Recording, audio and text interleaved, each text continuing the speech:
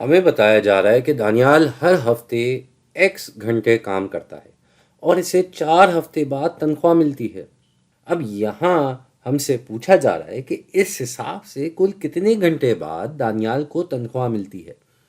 تو سوال جو ہے یہاں پہ وہ ہم سے پوچھا جا رہا ہے الجبرائی ریاضی کا۔ ہمیں ایک ریاضی لکھنی ہے جو کہ یہ بات بیان کر سکے کہ کل کتنے گھنٹے بعد دانیال کو تنخواہ ملتی ہے۔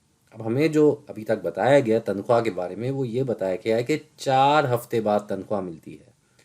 تو 4 ہفتے بعد یہ ہفتے میں ہمیں مقدار دی ہوئی ہے، ہمیں یہی مقدار گھنٹے کے حساب سے بتانی ہے۔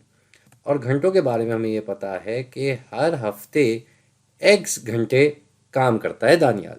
تو اگر ایک ہفتے میں ایکس گھنٹے کام کر رہا ہے اور 4 ہفتے بعد تنخواہ مل رہی ہے تو 4 ہفتوں کے حساب سے کتنے گھنٹے ہوئے بھائی؟ ایک ہفتے میں ایکس گھنٹے تو 4 گھنٹوں میں 4/x۔ یہ آپ ذرا نشان کا فرق دیکھ لیں، یہاں پہ یہ ضرب کا نشان ہے اور یہ ایکس کا نشان ہے، تو یہ 4x سے ضرب ہو رہا ہے جس کا جواب ہو جائے گا 4x۔ تو گھنٹوں کے حساب سے دانیال کو 4x گھنٹے بعد تنخواہ مل رہی ہے۔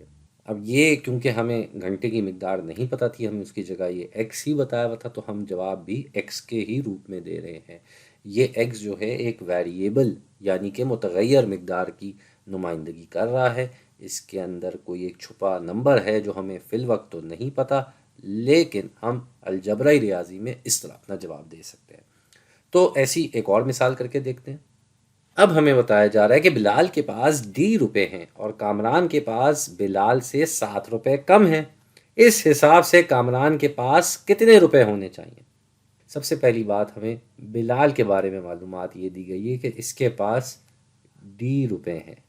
اب یہ D پھر سے ایک متغیر مقدار ہے، ایک انجان مقدار کی نمائندگی کے لیے D لکھا گیا ہے، یہ انگریزی کا حرف ہے۔ تو کامران کے بارے میں یہ معلومات ہے کہ اس کے پاس بلال سے 7 کم ہے، تو جو بھی بلال کے پاس ہے اس سے 7 کم کر دیں تو ہمیں کامران کے پتہ چل جائیں گے۔ بلال کے پاس ہیں D اور کامران کے اس سے 7 کم ہیں، تو ہم اس سے 7 کم کر دیں گے، 7 کم کر دیں تو ہمارے پاس جواب آ جائے گا کہ بھائی کامران کے پاس D-7 ہیں۔ یہ ہوگی بھائی اس کی مقدار، یعنی کہ اس الجبرائی ریاضی سے ہم بتا سکتے ہیں کہ یہ ہے بھائی کامران کے پاس۔ جانے سے پہلے ایک اور مثال کر لیتے ہیں۔ اب ہمیں بتایا جا رہا ہے کہ جبران ایک تقریب کے لیے میزیں اور کرسیاں لگا رہا ہے۔ اس کے پاس 300 کرسیاں ہیں اور 30 میزیں ہیں۔ اس حساب سے ہر میز کے ساتھ کتنی کرسیاں ہونی چاہیے؟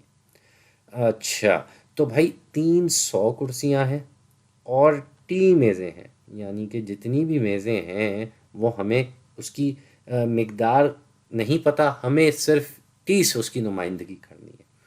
تو ہر میز پہ کتنی کرسیاں ہونی چاہیے؟ تو بھائی جتنی بھی میزیں ہوں گی کرسیاں ان میں برابر بٹیں گی، تو کرسیاں کو ہمیں بانٹنا ہے، اور یعنی کہ ایک طریقے سے ہم نے کرسیوں کو تقسیم کرنا ہے۔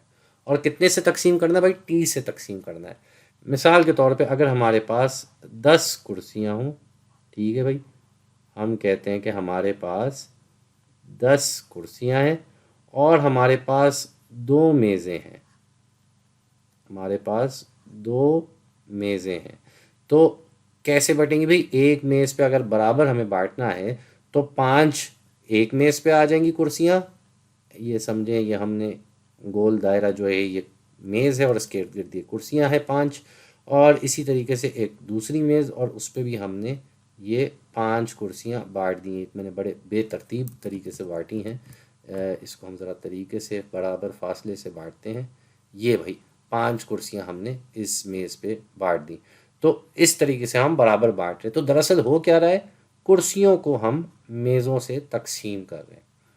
اب یہاں ہمارے پاس کتنی کرسیاں ہیں؟ ہمارے پاس ہیں 300 کرسیاں، اور ہمارے پاس میزیں کتنی ہیں؟ ہمارے پاس 30 میزیں ہیں، تو ہم یہاں 300 کو 30 سے تقسیم کر دیں گے۔ اس طریقے سے ہم بتا سکتے ہیں کہ بھائی ہر میز پہ اتنی کرسیاں لگیں گی، 300/30، اور یہ ہے ہمارا فائنل جواب۔